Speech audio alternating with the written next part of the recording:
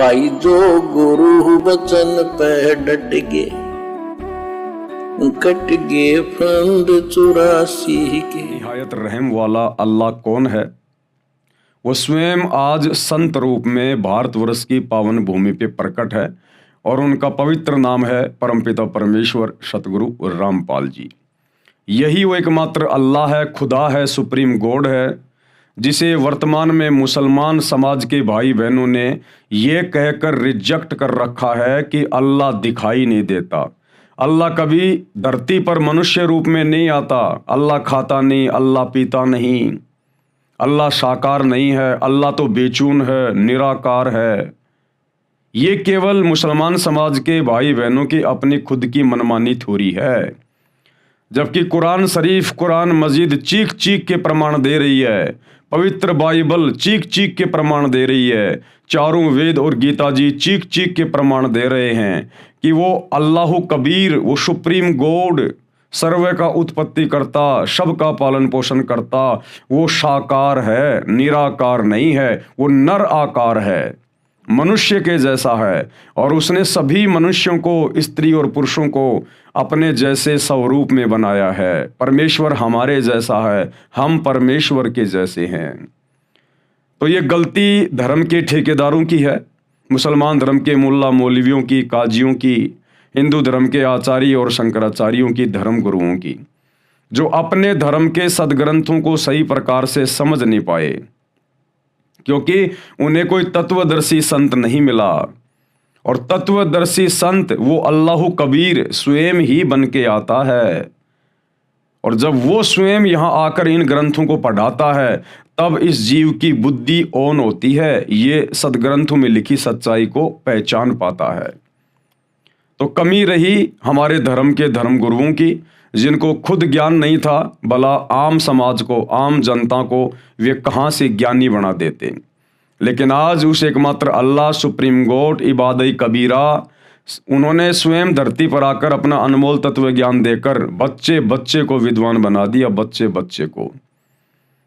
और अब उन्होंने अपने कर कमल से पवित्र पुस्तक, एकमात्र आसमानी पुस्तक मुसलमान समाज के लिए, जो अल्लाह ने स्वयं धरती पर आकर अपने कर कमल से लिखी है, मुसलमान नहीं समझे ज्ञान कुरान।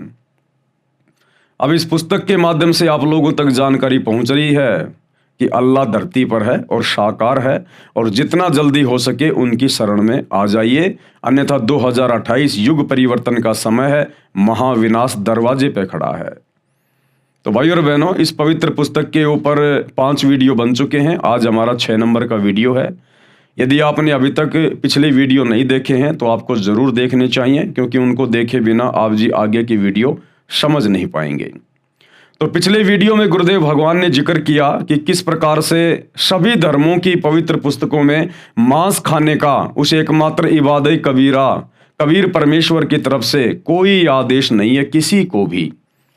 और यदि मांस खाने का आदेश यदि बाद में इन पुस्तकों में लिखा गया है, चाहे वो मुसलमानों की हो चाहे हिंदुओं की हो, तो इस शैतान के द्वारा, इस डुप्लीकेट अल्लाह के द्वारा, इस काल के द्वारा ये आदेश दिए गए हैं फरिश्तों के माध्यम से।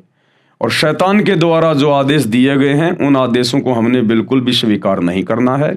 जबकि परमपिता परमेश्वर ने, जिन्होंने सारी सृष्टि की उत्पत्ति की, जो ओरिजिनल अल्लाह है, सुप्रीम गॉड है, जिनके विषय में सूरत फुरकानी 25 आयत नंबर 52 से 59 में कुरान मजीद में लिखा हुआ है कि उस परमेश्वर ने 6 दिन में आसमान और ज़मीन के दरमियान जो भी कुछ था उसको बनाया, और 7वें दिन अपने तख्त पर बैठकर विश्राम किया। तो उस परमेश्वर ने, अल्लाह कबीर ने 6 दिनों में किसी भी आत्मा को मांस खाने का या जीव हत्या करने का कोई आदेश नहीं दिया। उस परमेश्वर के सतलोक में सिंहासन पर जाकर बैठने के बाद इस शैतान ने फिर आगे जो आदेश दिया है, उस आदेश को हमने फॉलो नहीं करना है। और आज गुरुदेव हमें बता रहे हैं कि किसी भी धर्म के किसी भी महापुरुष ने, जो कि धर्म के अगुवा रहे हैं, उन्होंने मांस भक्षण नहीं किया। तो मुसलमान धर्म के जो अंतिम पैगंबर माने जाते हैं हज़रत मोहम्मद जी, उन्होंने अपने जीवन में कभी मांस को छुआ भी नहीं, खाना तो बहुत दूर की बात है।